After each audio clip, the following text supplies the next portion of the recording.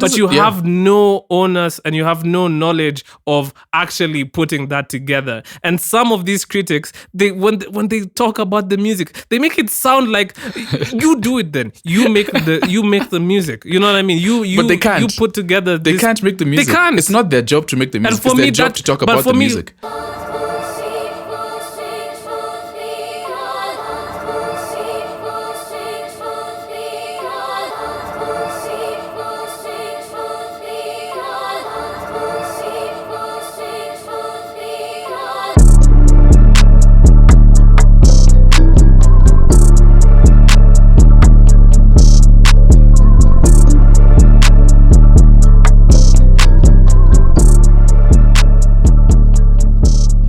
Yo, what's up and welcome to episode 45 of the 30% podcast, hosted by yours truly, Afam, and my wonderful, amazing, talented, and just, I had a awesome co-host, Sam. I went on earlier on, I was going on not a narcissistic, a self-indulged thought process, and I was wondering what would be a really good word to describe myself.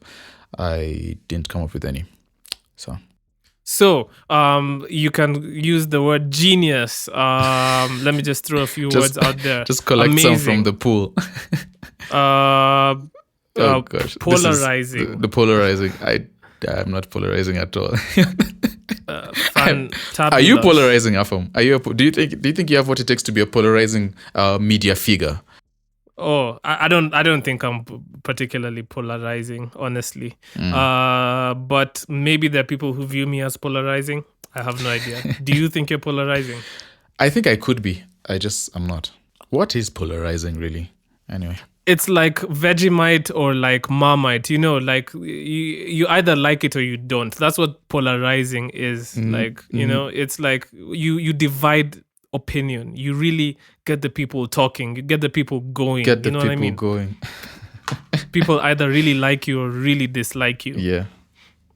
I mean, anyway, you don't know.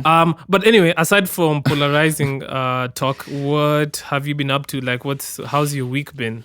Week has been chill. Yeah, it's been all right. Not much. I'm trying to remember now. Not much happened. We saw a lot of each other last week. Because I know we were together on Wednesday and Friday. I don't know why I keep forgetting that happened. Yes, yeah. So, I mean, Monday, Tuesday, cool. Wednesday was also pretty dope. Had good conversation then. Thursday, I'm not sure what happened on Thursday. Do you want to fill in the people on that conversation, or shall we just leave them I think we can fill them in. So on Wednesday we had a no, we can't. No. We have to keep some suspense. What do you mean we can fill them in? Okay, my bad. Sorry. We have a special episode. Oh, that's what we're supposed to do. Yes. Special episode lined up. I was just about to give it all away. Like, hey, we had... Yeah, you were about to give out all the sauce. I'm like, Sam. This is what we did, and this is exactly who we... Yeah, no. Yeah, who we talked to. But, guys, if you're listening, episode 46 is going to be a stormer of an episode.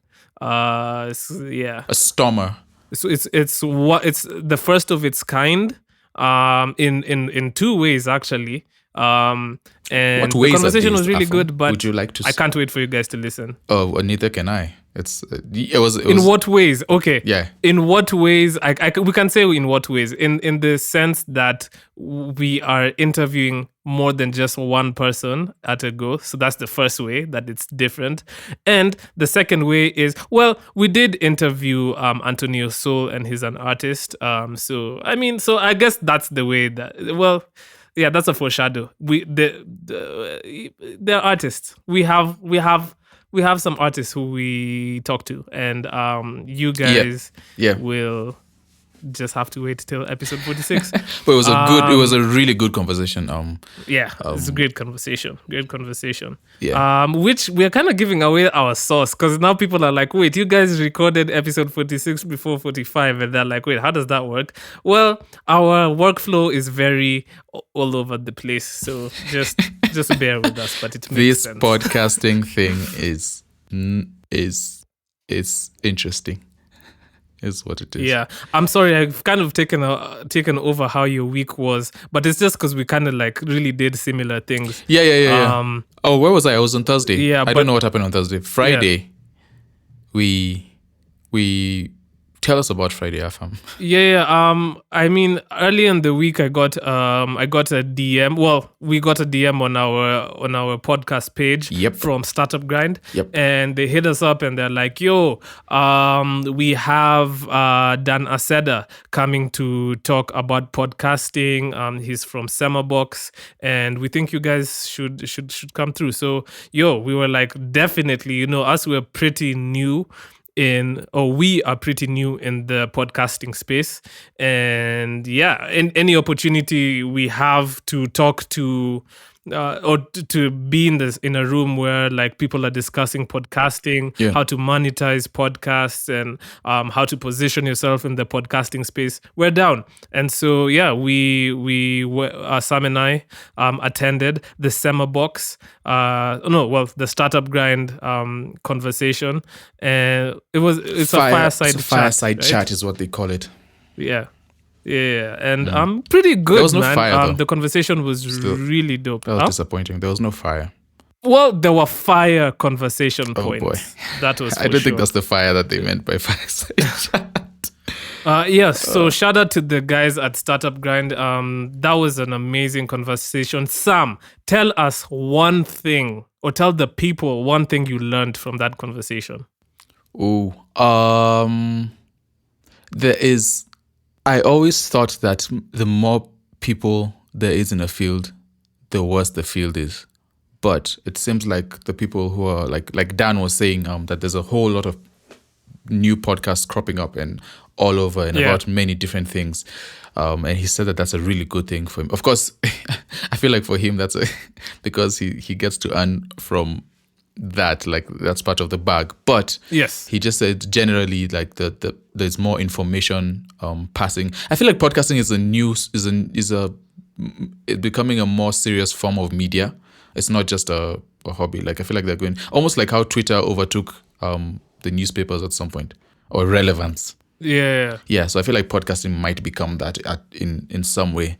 So I feel like podcasting is already there though. Okay. Like, maybe it's becoming more prominent here or in this continent, but like I feel like the podcast like the growth, like the big, what do you call it, the log phase. Like I feel like that happened a few years back. Yeah. I feel like now it's almost like I feel like in the general like sphere, like podcasting is about to hit that like plateau. But here, for sure. Here it's still growth. It's still growth. Yeah, so What did you learn? If you learned anything at all? I learned about SemaBOX. I wasn't too, clued up on just what they do and everything. They've helped record 400 new podcasts, and that's over just pretty 1,000 dope. episodes, which is over 1,000 episodes. What they do is they help with audio, they help with video. I think they also help with marketing and that type of stuff. So I learned all that, and I was just like, I really appreciate the business model. And it's a very good idea too. Dan Aceda. It's a huge idea, especially in a new field. You come in and you become the hub for a lot of new starting podcasts. It's like, it's very profitable. Number one, two, it's also good for it's good for the story. Like you're part of a lot of podcasts beginnings and people's stories, and I think that's just brilliant. Yeah. So shout out to Dan Aceda and his team. Shout out to Dan. SemaBOX. So Sam, today's topic is very, very closely related to a man called Aubrey. Oh, the doggest of all dogs. Yeah, for Graham. all the dogs, them, you know. Aubrey Graham. He's always in the news. Imagine. He can't escape. Can the you news. imagine one of our greatest rappers in the world was called Aubrey Graham? Graham. That's one of the greatest rappers. Aubrey Drake. His name is Drake. Imagine. They named him Drake. Anyway, gosh. as I'm sure most of the people who are listening to this podcast know, Mr. Champagne Papi, Champagne Bottle Life, Mr. Drake, Drizzy, the man himself, the boy, Six God. the boy from the Six God. Well, I feel like that's a bit blasphemous. Anyway, he released an album called For the Dogs, and so we don't want to come here and talk about the album. What we really want to talk about is everything that happened surrounding the release. So as I'm sure you know, Drake got into an altercation, a digital altercation with a creator, a famous podcaster, A polarizing figure. He is a polarizing He is very figure. polarizing, actually. Formerly a rapper, formerly part of Slaughterhouse, Joe Budden, and essentially what happened was Joe gave his perspective. Well, it was Joe and the rest of his podcast mates. They gave their perspective on the album, the Dogs, a review. And the thing is, Drake didn't take it too kindly because essentially, Joe Budden's kind of perspective was that Drake is kind of stagnating in the sense that he's not growing up with his content in his rap. He's mostly catering to a younger audience, and even in his life in general, he's hanging out with younger people, and they're curating his fashion, they're curating his outlook on life and everything. And it's reflecting in the music. Yeah, and it's reflecting in the music, and that is a very, very fair point, and it's a very good observation. And I agree with Joe Budden there? I 100% do. I feel like, that's not the topic for today. But then I feel like just with that, I think thinking about it, maybe Drake is not growing up. Maybe he's growing backwards.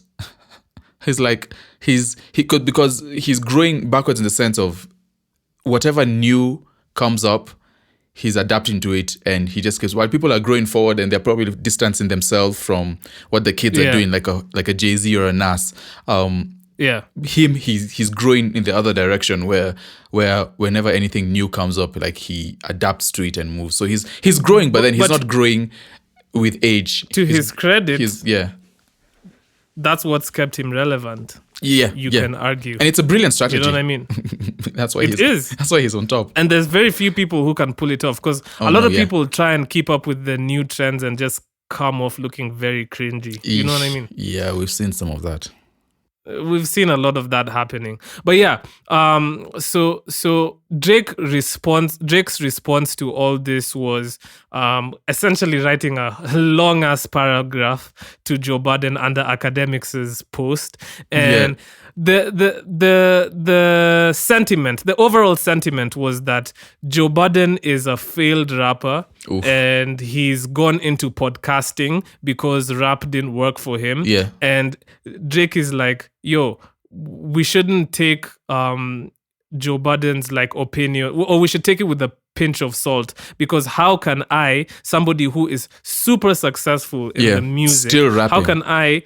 Yeah, I'm still rapping. I'm at the highest level globally. Like, why are we listening to a guy who failed? And let's be honest, Joe Budden really did fail at the music.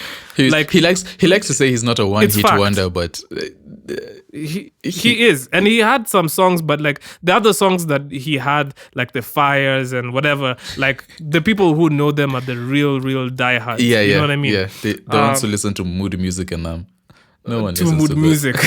And Drake is funny. He was like, he's so petty. Like, I love it. I love mood it. music 29. Anyway.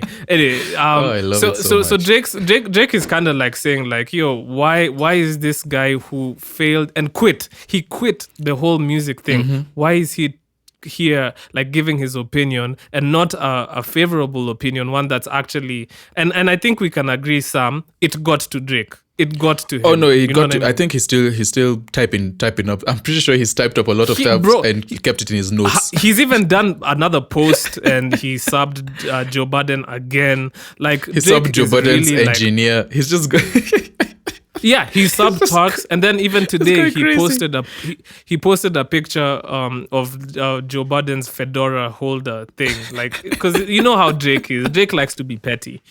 So anyway, Sam and I observed this whole thing, and we wanted to talk about music critics.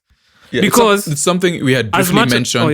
We briefly mentioned it in the Antonio Soul episode. Go back and listen to that if you haven't. Yes. Where Antonio Soul was just as passionate as anyone would be on the topic. Whereas like critics, like why would you who have not done the thing I'm doing, why do you have the right to tell me if it's bad or not? Kind of deal. Exactly. And for us, we were like, it just sparked the question. Because for me, I as much as I do agree with Joe Budden's take on Drake's album, I also agree with Drake.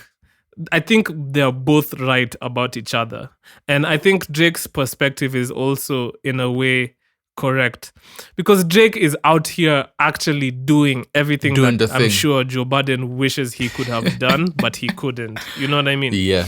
And for me, Sam, when it comes to music critics, I want to say I wholeheartedly dislike music critics. I'm going to let that breathe. Oh, okay. All right. Tell me more. Yeah, Tell me more about that. So okay. I agree that you release music and it's gonna be consumed. Like, you can't stop the consumption of music, and you can't stop who consumes music, and you can't control how people are gonna perceive that music, right, Sam? Yeah. But like, I don't take music critics or what they have to say. I don't take it entirely like as gospel. I don't take it seriously. Yeah, and I don't take it seriously. So there's one famous music critic on YouTube called Anthony Fantano. I'm sure you guys know about him. He's another polarizing figure. I dislike him to my core, Sam. I really do not like this man. Like, I genuinely. Why are you hating on him, bro, man? I'm not hating on. He's the guy who he spends his life hating on projects. Okay, I get what you're saying. It's just a bit of pushback, right? So I do understand that you're not in the art, and so Afam. So essentially, what you're saying is that because he's not actively in the art, his opinion of the art does not matter as much. Is that what you're trying to put out? Okay, so I know people have this whole thing of like, if a chef cooks you food, right? Mm-hmm. You're not the one who technically cooked the food, but like, you're the one eating it, right? So of course you're gonna be like, oh, this is either good or this is not good, because you're the one eating it. But if you're talking about like the process of creating that food, the process of making that culinary experience that you had, you have no idea of how that gets put together. None. Zero. Like, your experience is only based off of ingesting said food, right? But you have no onus and you have no knowledge of actually putting that together. And some of these critics, when they talk about the music, they make it sound like you do it. Then you make the music. You know what I mean? But they can't. You put together. They can't make the music. They can't. It's not their job to make the music. It's their job to talk about the music. Unfortunately, that removes a little bit of credibility, like, in what they're saying. And I just find it like some of, like, he reviewed a JME album, and he gave it a very, first of all, it annoys me how he's like, oh, this is a light 3 to no, but that you understand, like, though, because you have to have something that will draw the clicks. First of all, Sam, you can't rate music in a linear scale or whatever. You really can't. No, it's like that I do art understand. in With, general. I do, even not just with that, like the bigger blogs, the pitchforks and the what are the other ones that and give music Sam, rankings. we've debunked those things. Those people, they do those lists and whatever for, it's for either it's clout for engagement. or just for engagement. It's for engagement, is what it is. But just even on that point, they don't. You can't rate an album with 5 stars. Music is more than there's more 5 to it stars. there's more to it than just I guess it's simplicity and it's making it easy for the people to digest, but then there's more to music than just saying, oh, I gave this one a 10 out of 20 and this is better than his last album by like 2 points. It's like how do you judge 2 points is what I'm saying. Like how do you judge 1.5 point? So that I understand.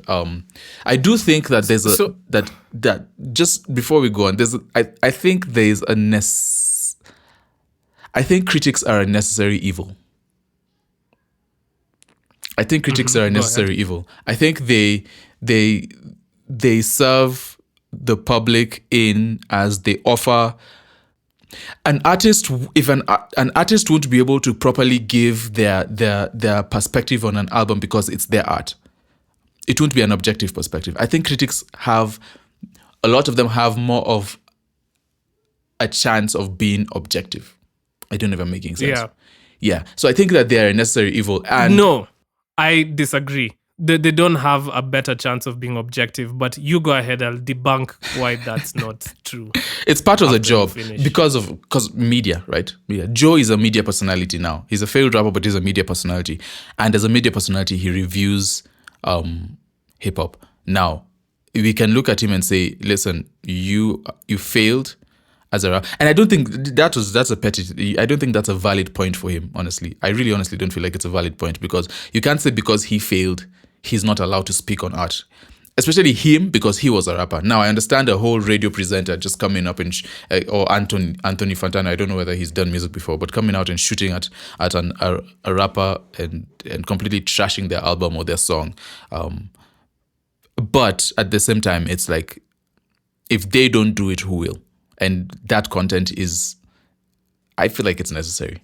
Okay, so just to go give you, I'm giving you pushback to your pushback about how people can, or how these critics can supposedly give like a more objective perspective. First of all, Sam, I don't think any human being is fully capable of objectivity. Definitely not. Because we are sums of our experiences, right? Nurture, psychology. Exactly. Anthony Fantano has grown up in his household, probably listening to whatever he was listening to. Maybe it's what his parents Don't do that though. He's listened to a lot of music. No, listen. This is okay. This is what I'm saying. Yeah. So he grew up listening to whatever he was influenced by, whether it was through school, through his friends, through his parents, whatever. He listened to that music. And there are two outcomes here. One, he might have heard that music and it's like, oh, this is what's all around me. It's so lame. I'd rather listen to other things. Or he could have grown up being really attached to whatever it was he was listening to, right? Yeah. But in both cases, he loses his sense of objectivity because he's already that's what he's experienced. And so he's experienced listening to, let's say, whatever, reggae at home, right? And maybe that's what he ended up really liking. Afam. When you look at Anton Fantano, do you really get reggae vibes from him? I do not. But I'm just saying, man. I know. Like his taste is gonna be more, is gonna lean more towards like certain sounds and certain experiences. For me, for example, when I grew up, I have a cousin who I'm really close to who introduced me to a lot of rock music, right? And that's why when like the Juice WRLDs, the Ian Dior's, X and all these guys, when they came in and they embraced this whole rock star personality and meshed it with hip hop and etc. I really embraced that, because for me, like, that wasn't too far to what I was influenced by growing up. So obviously I was gonna really, really gravitate to that music. You get what I mean? So you can't be so I'm gonna listen to that music and I'm gonna like it just because of all these experiences prior to. So there's no like, it's like you can't create a robot critics aren't like robots where you just create them to objectively tell you this song is good and this song is trash. You cannot. People have motives. People have experiences that are informing their decision. Part of the that's game. Just fact. That's part of the game, though. We're not. But I'm just offering. I don't refuse that it's part of the game. I'm just offering pushback to your point about objectivity. Okay. That's all I'm doing. And yes, it is part of the game. I agree. I'm just saying there is no way for somebody to objectively look at art and give an opinion just based off of us being human beings. That's just how we are. We are not objective creatures. I wish we were, but we are not. That's true. But then now, I just listening to that, I feel like objectivity is not. It's not necessary in the critic world. I don't think it is. Yes, it is. No, I don't think it is. Because me as a critic, I want to tell you what's either good or what's not. Let me change my words. Let me change my words. So if you Sam. If you're telling me what's bad and it's based off of your bias, then that's horrible. You're doing a disservice. So like Joe Budden, like, as much as I do agree with his specific statement about Drake, like, he's gonna tend to like more. Well, we know Joe. He likes R&B. He likes more of the like backpacker, like, you know, lyrical type of music. I mean, he could be partial to other stuff. I don't know, but I'm just saying we know based off of like what the music that he made even by himself. That's what he's gonna like gravitate towards, and so he's gonna listen to Drake come and make music with Yeet and Benny X. And he's gonna be like, what and Lil Yachty, and what he's gonna see then is just gonna be like, what is this nigga doing? Exactly, yeah. You get what I mean? Yeah. So is Joe Budden necessarily giving a fully objective opinion? He doesn't need to be. That's what I'm saying. You don't have to be objective. I'm not saying he doesn't need to. He doesn't need to, but I'm saying that this is why I don't like critics, because they're not giving you an objective opinion anyway. So your goal is to, I mean, your solution is to get rid of critics as a whole. I can't. I don't have the power to. No, in your ideal world, is to get rid of critics as a whole. No, in my ideal world, critics still exist, but their opinions are very, very lowly held. I mean, so in things like politics, because I can't stop right? critics from existing, Sam. In things like politics, I feel like there's a necessary. It's necessary for objectivity. I mean, objectivity is necessary in stuff like politics. In art, because art is open interpretation, so it's not. I just don't think it's necessary. I feel like people should be allowed to give their opinions and have those opinions be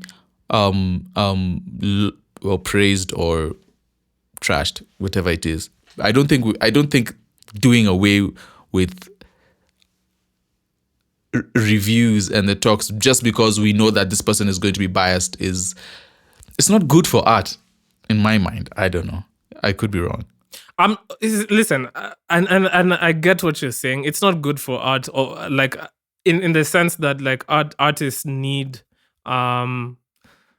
they can't just go about thinking that everything they make is fantastic. Yeah, right? And art and media feeds into each other. It's like it's a cycle where the art influences media, and it just keeps going on and on and on.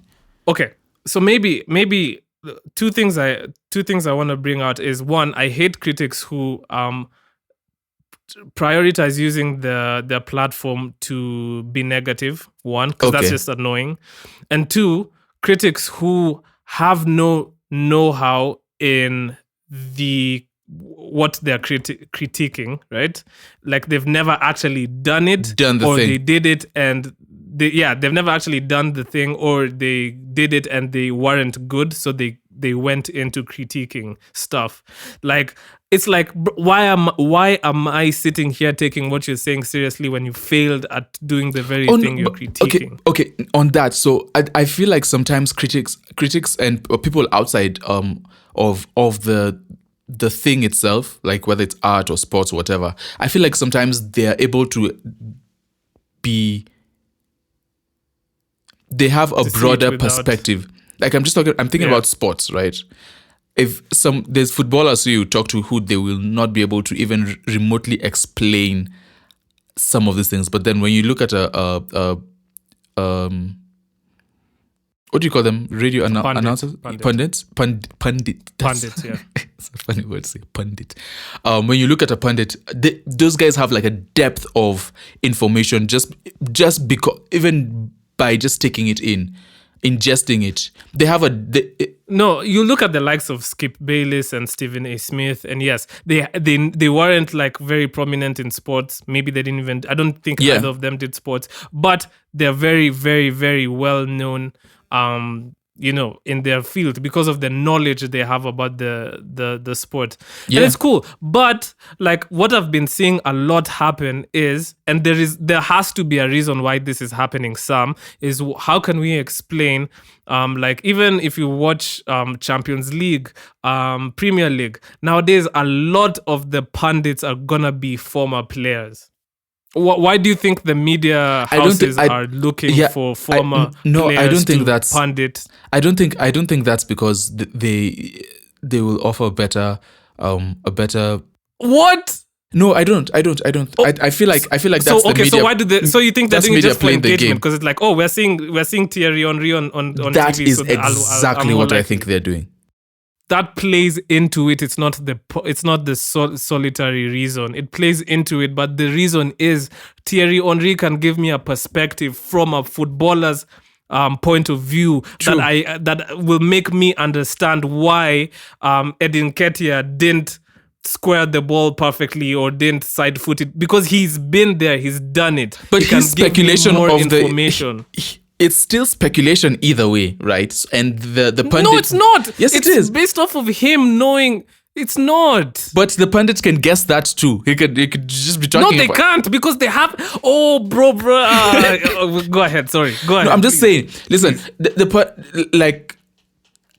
pundits and whatever critics, they can also get situations right. They're not limited. I mean, they're not excluded from truth because they lack the experience. I think they have. There's the opportunity for them to be able to get situations and call situations right and call plays right and what pundits can. Let me tell you what pundits can do. Pundits can look at statistics. Pundits can do the eye test. What else can they do? And they can infer from those points of data, right? But a footballer who actually played the game, like Thierry Henry, he can also look at statistics. He can also do the eye test, but then he also has experience. That's why he has an added advantage. Anything that a pundit can do, a footballer can do, but they also have the added advantage of having played the game, which is why I take a fellow musician who is giving an opinion on a song, which we do from time to time, right? I take what we would say more seriously because our opinion and our perspective is the same as a fan. We can have that same, like for music that's produced from someone else, we can ingest it the same way a fan does, but we can give an added dimension in the sense that we also make music. So we have an extra perspective that makes our opinion more valuable. Bars, drops mic. Please tell me anything more. Also, Sam, I just want to say one thing that I really, really dislike in my life, and I really hope I never amount to, is it's a saying I've been saying to myself. I'd much rather be the person doing stuff. Mm-hmm. And granted, I could be doing this stuff wrong. I could be making mistakes. I could even be doing it really well. But what I'd rather be is the person doing things as opposed to the person on the sidelines telling you how it's best done. I would hate if I'm the person in the sidelines telling people how it's best done if I'm not doing it myself. Me personally, I would be bothered by that. And I think it's just like a thing for myself. You know what I mean? And I guess that's why I'm so passionate about disliking critics who aren't actually out here trying to do things. Yeah. Okay. I understand what you're saying. And this last point, yes, I do get it. I think it's better to be, if you're in the opportunity, rather than talk about it, I think it's better to be about it, right? Yeah. But, and I guess because we could go on about this forever. But then I still don't feel.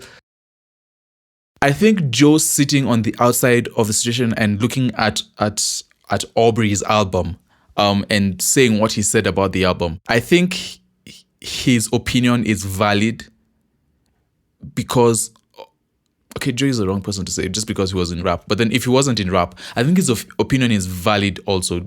I don't think his opinion is less valuable than the person who has rapped before.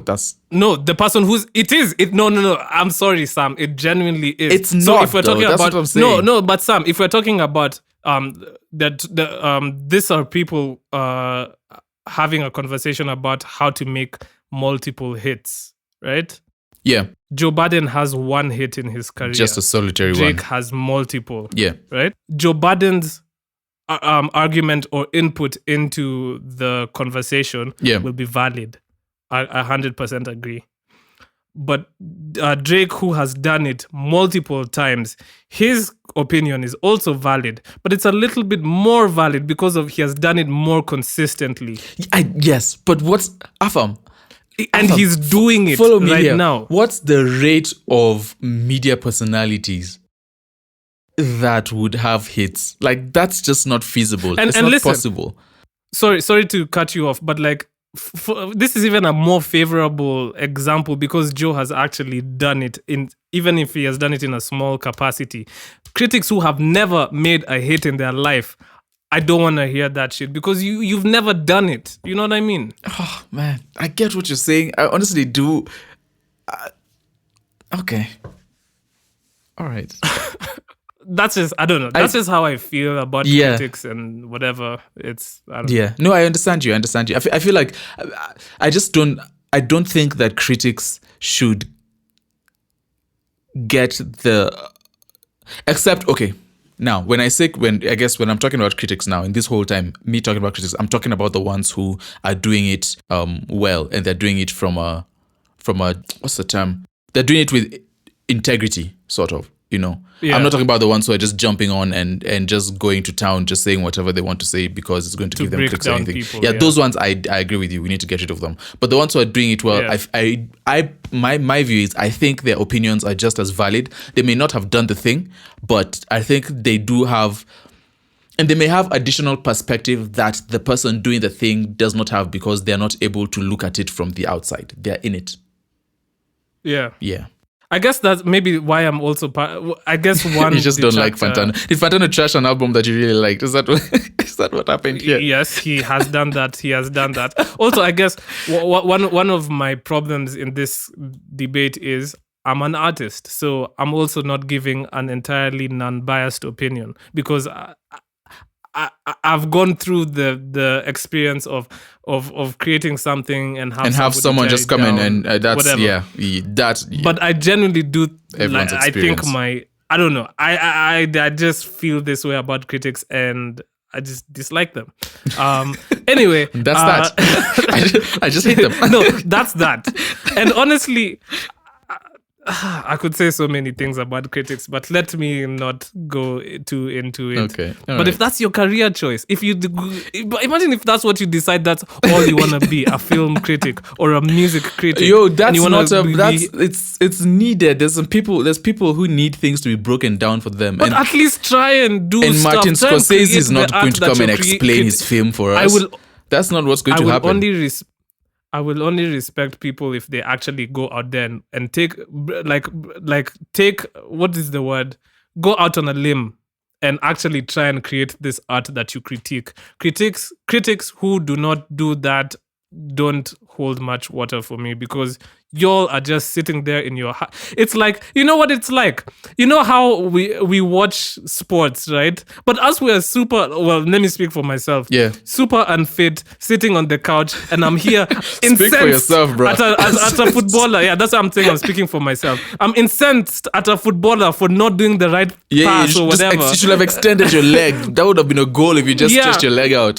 If me put in that same situation, would I do the same thing? You know what I mean? So it's kind of, it's you know, you get what I'm trying to say. I do understand. You're just there sitting on the couch. So in that case, did you play football when you were younger? I did. You did? I was in League Indogo. Such a Kilimani kid, this one. That's not a Kilimani kid. It's such a Kilimani. It's such a Kilimani rapper thing to do, to be in Ligi. I just feel like it's a... Oh my God. When I was in Ligi, there were many people who you wouldn't have said were Kilimani kids, but okay. Sorry. There's hate. No. You actually went there. Oh, I'm so sorry, Afam. So why did you become a footballer? I'm hating. Sorry, let me stop hating. Life. Wow, that's making me sad. I feel like a has-been. Wow. Oh man, let me stop hating. Sam. I don't even know what my point is. I just started hating and I've forgotten what I was saying. Anyway. Yeah, you've just started hating on me, man. Wow, thanks. My bad, sorry. You see, guys, this is the 30% podcast where Hey, no, we're not doing that. We're not doing that. No, we're not doing that. We're not doing that. You're not going to do that. Turn around and trash me like that. Anyhow, yeah. Shout out to Joe. Shout out to Drake. Shout out to both of them. It's probably gonna go farther because both of them are petty. So we're just gonna see what's gonna happen. And critics are going to critic. There's not much. Let me just break your bubble. There's not much you can do about it, Afam. You can be incensed all you want. Yeah, there is no. I have no bubble because I agreed. You can't stop anyone from being a critic. It's impossible. I'm just saying, I'm not going to listen to what you have to say, or I'm not going to put too much stock into it. Thanks. Just know if you're a critic out there, Afam literally is not paying attention. So let's see. So in the news, maybe we can just cover just one briefly run through thing. Through some things. So I've been seeing Spotify have been really active. You know, they've been having the whole thing with Colors Studios and everything, and it's pretty cool, man. Pretty cool to see. They had the event at NSK. I saw a bunch of people were performing or had sets like Blinky Bill. Coco M, I think. Coco M, yes. Yeah, Coco M. I think Shishi also had like a DJ set there. Cool. But to be honest, I wasn't there. So I don't have the scoop, but from the press release that I'm reading, I don't have the scoop. The scoop, yeah. From the press release, I'm seeing they've also been holding like songwriting camps, and they're saying some of the artists who are part of the writing camp, include like Te Iwar, Msaki, Zinia Manase, Bien, Titotse, and Brayo from Nigeria. And man, apparently the camp's impact on the attendees has been massive. Wait, of course they would say that.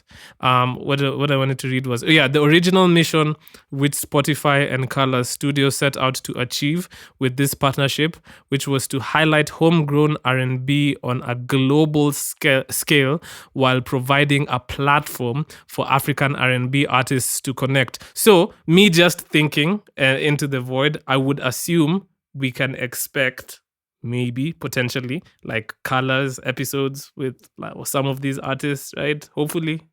Yeah. I don't know. I don't know if they were. I hope they're videoing it and collecting footage and stuff like that, because that'd be really cool to see. Yeah. I mean, I do understand it. I understand it because it's especially here. Well, let me speak for Kenya. One of the ways that we can really grow our artists is by allowing them to collaborate with people on the outside. Sure. We've not seen too much of collaborations with like Pan-African, can I say that? Pan-African collaborations and like collaborations with people in the West. So this is really good, linking up to, but we need to see more than just Kenya, Nigeria. South Africa. And Kenya, South Africa. Like, Oh, yeah. but no, but like the dudes at Tangaza, they're doing a lot to like gel like East Africa, so Rwanda, Uganda, TZ, like have those collaborations happening. So I mean, there's efforts to make that happen, which is That's dope. good. That's dope. I mean, it's always good to see. It's always good to see. I'm really looking forward to see what comes out of it. The party looked dope. It looked super dope. It looks like the people who went there had fun. The night kicked off with an energetic ambience as guests mingled and eagerly awaited the upcoming performances. Miss me with all of that. You can keep that on the phone, bro. I don't. The lineup of DJs was nothing short of stellar, showcasing emerging R&B stars who treated the audience to captivating sets with some hit songs from Spotify's premier R&B playlist, Tantalizers. Oh, by the Tantalizers is a really, really dope playlist. Wait, hold up. Wait, so they are captivating playing joints of playlist, like, right? Oh, yeah, I guess so. Wow. No, but All that's right. no, Sam. No, but a DJ will play songs. These songs just happened to be from the playlist. No, but then it's a slight when a DJ says that, yo, I got these joints from a playlist. You want to know that the DJ is doing a lot of work. No, but no, I disagree there because not jumping into a playlist. No, I disagree there because the point of this whole thing was to play. I mean, DJing is basically creating a live playlist, obviously. DJing. But I just don't know. I don't want to hear my DJ went into a playlist and played things off that Sam, playlist just this like that. whole event was because of that. Do you understand what I'm saying? I understand what though? you're saying, but I'm just saying this whole event was based around the Tantalizers playlist.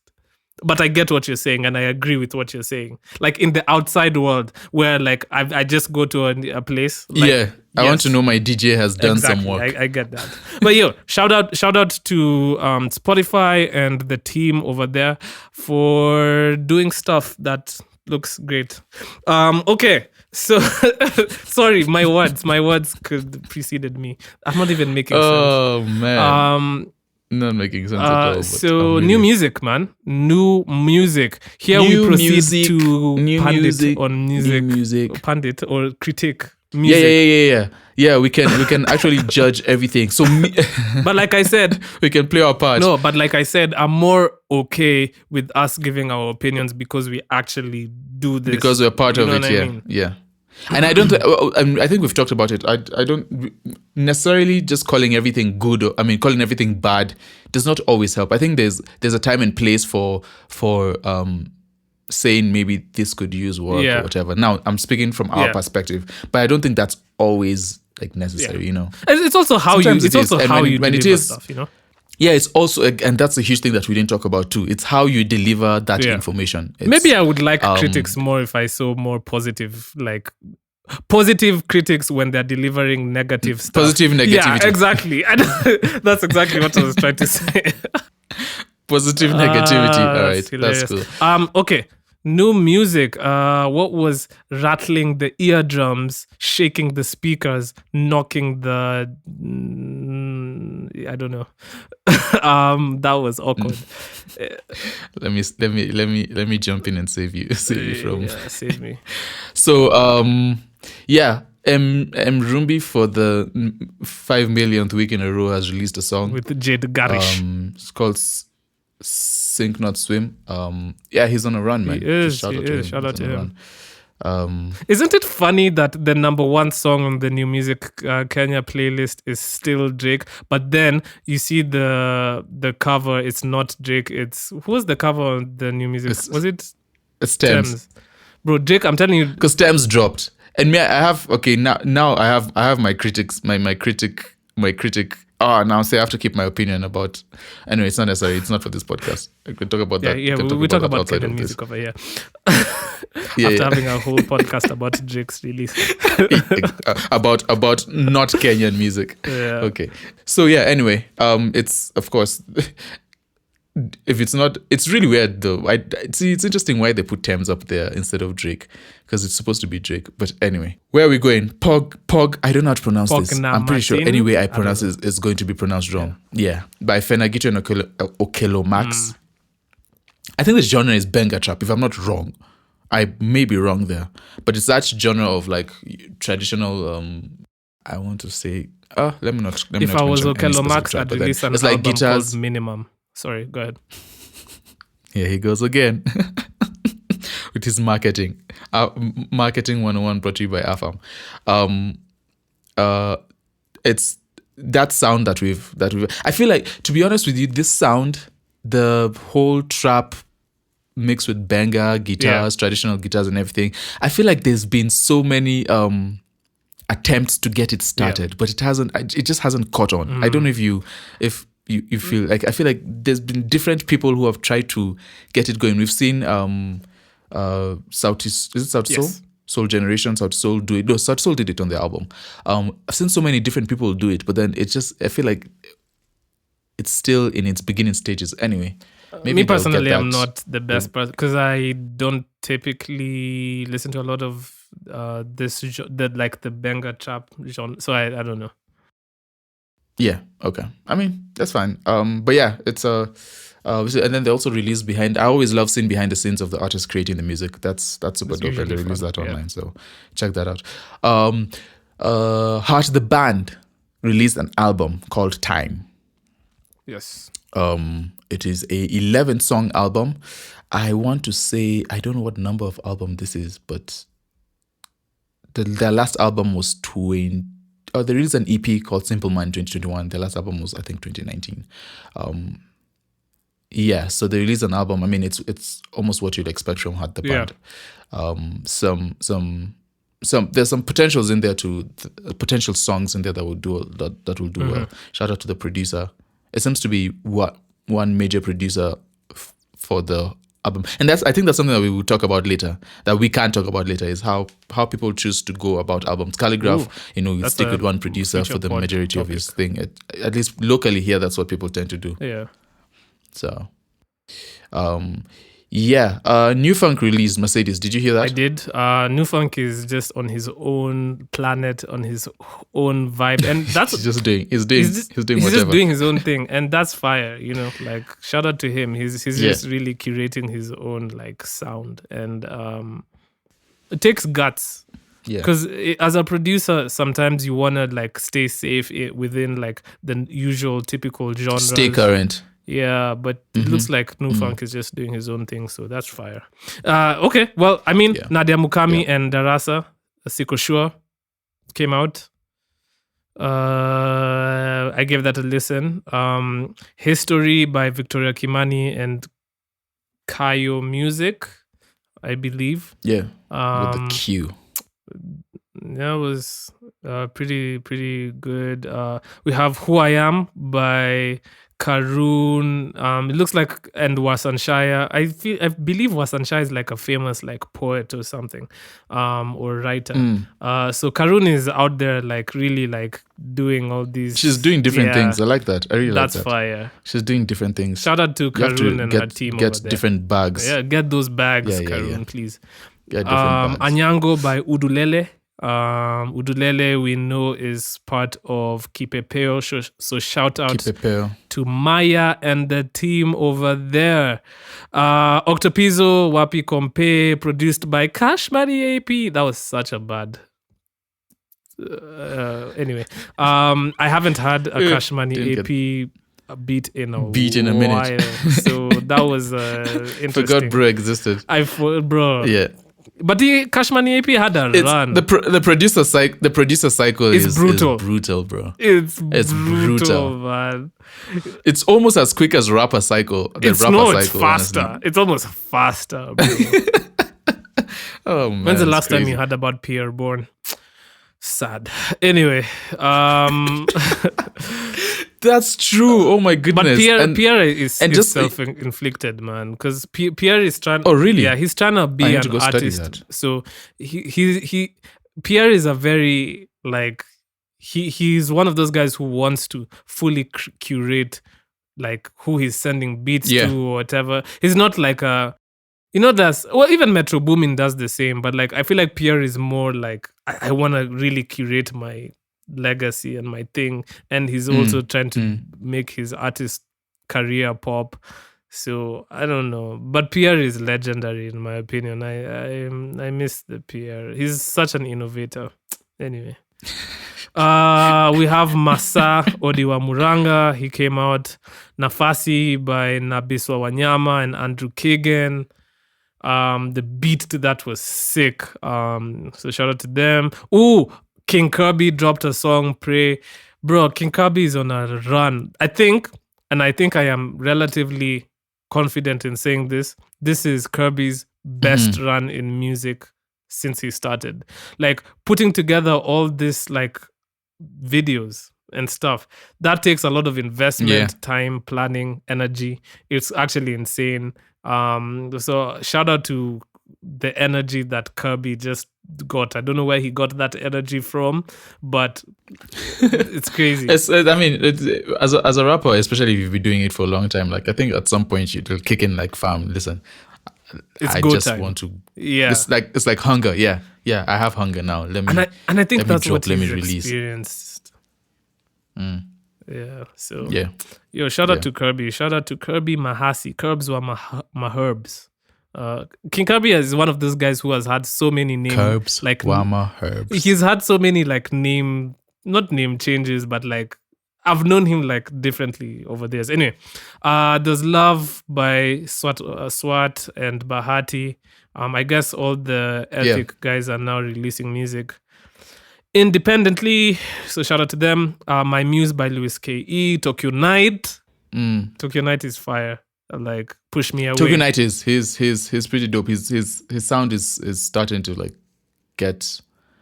I really hope he gets success, especially outside of Kanye. Yeah. I mean, in here too. If the dance scene pops off, I'm pretty sure he'll be. Bro is learning on how top to there. DJ. It could be a top. That could be a bag for him. Because, you know, a lot of these DJs don't really produce like that. You know what I mean? So true. Yeah. So Tokyo Night. And in when you look at, like, the Calvin Harrises and all of them and those who DJ, like, production is also, like, Martin a strong suit for them. Garrix. It's like part of their. Yeah, so that'll be. Yeah. That'd be He fire could start for him, touring Europes and stuff. They would really appreciate his shit, man. But for me, I think the song that really stood out, and I really want to play this song, is one of the founding people of the Shrap movement. Thayu Mwas released a song, Hadarani, which, bro, I was fucking with. And shout out to Thayu Mwas, because, like, bro's been out here really releasing music consistently in the past few weeks. So yeah, man, I would like to play Hadarani by Thayu Mwas.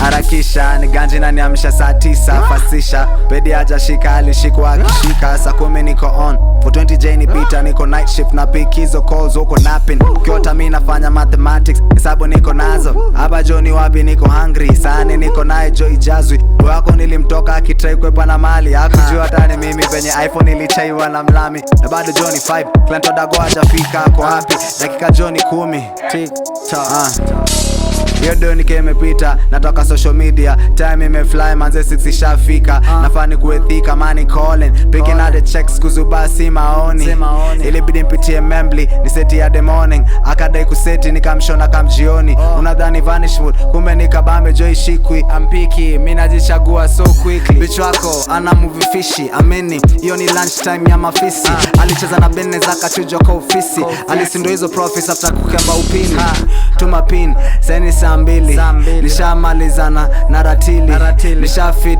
muffins ka 50 na bado ni saa 3 kamili nafinya kasi no limit John Cena with the ikifika mimi nazidi hadarani biashara kuna siri Seni 10 ni kusema na kutenda Misi dai paka niko all about the hella Misi jai paka ama umboezi kemba Enemy wa slumber 11 niko emba Nadondoka senke delivery ya stenje Nadishide ya sanse salute nikifunguliwa genje Weni fiend usikuwa offended, niamini nikisema hii ni template. Zangu ni mkweli ndani ya sentence. Nipate kia Michael saa 6 niko Yemen.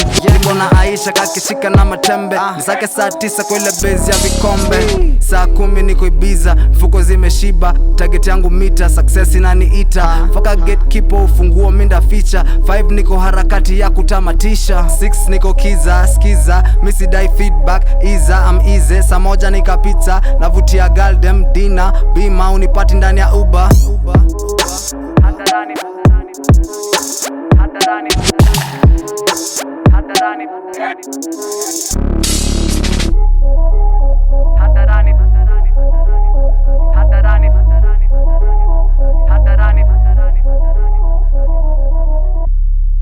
So that was Hadharani by Thayumwas. Shout out to him. Bro is supremely talented and has been releasing very consistently this year. So shout out to him, man. Yo, Sam, that was another amazing episode down the can. Down the can. Yeah. Exactly. It was a good conversation. Good conversation about critics. Good conversation about we were critics. actually criticizing the critics. How about that, critics? Do we have criticized you guys? Okay, now let me turn it on you. Do we have the right to criticize critics because we are anybody can criticize anything? So yes, we do. You see, it's such a low threshold to become a critic. Low That's the threshold. problem. That's threshold, my problem. he says. You're such a hater. Yeah, it's such a Stop low hating. threshold for critics, man.